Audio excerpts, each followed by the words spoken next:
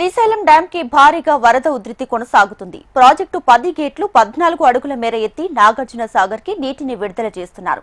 ఎగువ పరివాహక ప్రాంతాల్లో కురుస్తున్న భారీ వర్షాలతో శ్రీశైలం జలాశయానికి వరద నీరు వచ్చి చేరుతుంది. దీంతో శ్రీశైలం జలాశయం నిండుకుండలా మారింది. జూరాల ప్రాజెక్టు నుంచి 2,65,957 క్యూసెక్కులు, సుంకేసుల నుంచి 1,42,294 క్యూసెక్కుల వరద నీరు శ్రీశైలం జలాశయానికి వచ్చి చేరుతుంది. శ్రీశైలం జలాశయానికి మొత్తంగా ఇన్ఫ్లోగా 4,09,376 క్యూసెక్కులు ఉండగా అవుట్ఫ్లో చూసుకుంటే 4,11,237 క్యూసెక్కులుగా ఉంది. శ్రీశైలం జలాశయం పూర్తి స్థాయి నీటి మట్టం 885 అడుగులుంది. అయితే ప్రస్తుతం 882.10 అడుగులుగా ఉంది. పూర్తి స్థాయి నీటి నిల్వ సామర్థ్యం 215.8070 టీఎంసీలు కాగా ప్రస్తుతం 199.7345 టీఎంసీలుగా నమోదైంది. శ్రీశైలం కుడి ఎడమగట్టు జల విద్యుత్ కేంద్రాలలో విద్యుత్ ఉత్పత్తి పూర్తి స్థాయిలో కొనసాగుతుంది.